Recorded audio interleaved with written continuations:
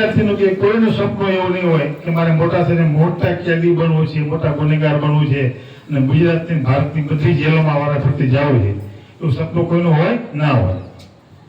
તેમ છતાંય એટલા બધા ગુનેગારો જેલમાં આવે છે કે જેટલી સંખ્યા કદાચ સ્કૂલોમાં કે કોલેજમાં નથી.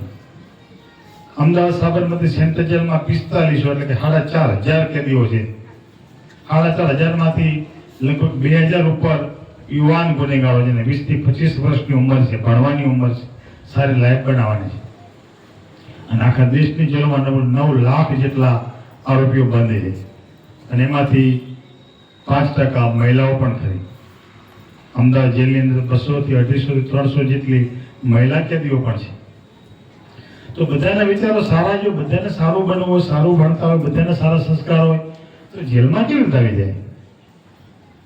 આ બધી વસ્તુ મેં જેલ ખાતામાં નોકરી કરતા જોઈ.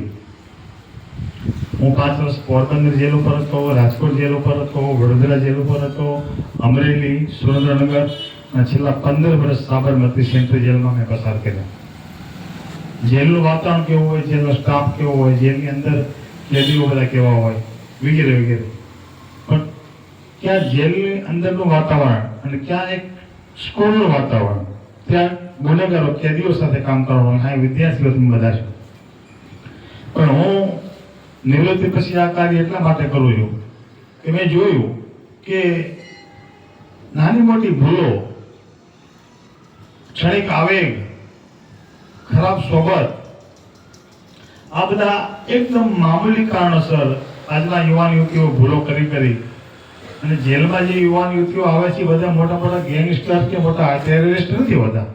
આપણા જેવા, આપણા સમાજના, આપણી સાથે રહેતા લોકો જ હોય છે.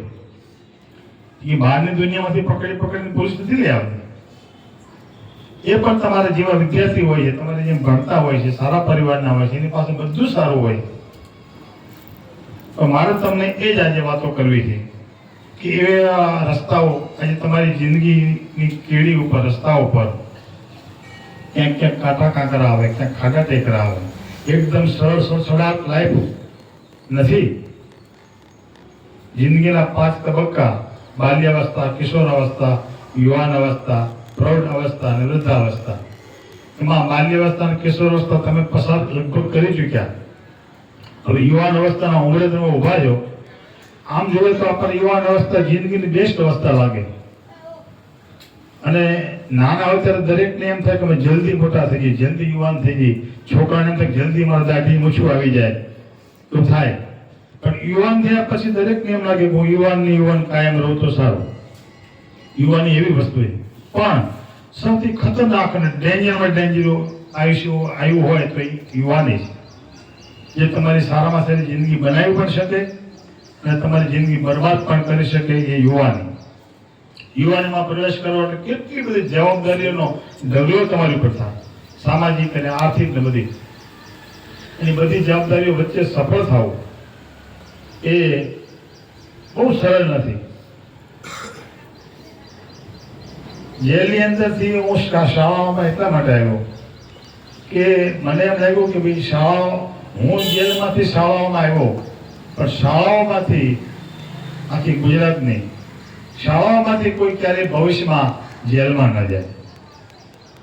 તમને કદાચ અત્યારે એવો વિચાર આવે કે અમારે જેલને શું લેવા દેવું, અમે ક્યાં ગુનેગાર છે, અમે ક્યાં ખોટું કરીએ. વિચાર તમને આવે એવો, તમે બધા ડાયા સંસ્કારી હશો. પણ ઉચ્ચ અભ્યાસ અર્થે આઈનો અભ્યાસ પૂર્ણ કર્યા પછી તમે જ્યારે કોલેજમાં જાઓ, મેડિકલમાં જાઓ કે આઈટીમાં જાઓ, કોઈ પણ ક્ષેત્રમાં, આર્ટ્સમાં, કોમર્સમાં કે સાયન્સમાં, એ કોલેજમાં ગયા પછી કોલેજનું વાતાવરણ અને હાઈસ્કૂલના વાતાવરણમાં બહુ જમીન આસમાનનો ફરક હોય છે. આ તમે સંસ્કાર અને શિક્ષણ બે મેળવતા હોય. જીવનની અંદર કેમ ચાલવું, કેમ બેસવું, કેમ બોલવું, કેમ ખાવું, કેમ પીવું, બધી જ સિસ્ટમ હોય સારી. કે સરકારી કચેરીમાં જઈએ તો અધિકારી સાથે કેમ વાત કરવી, વડીલો સાથે કેમ વાત કરવી, રડવાના અને હસવાના પણ પ્રકાર હોય છે. કોઈ માણસ તમારા પપ્પા કે તમને કે તમને રડવું આવે એ પ્રકાર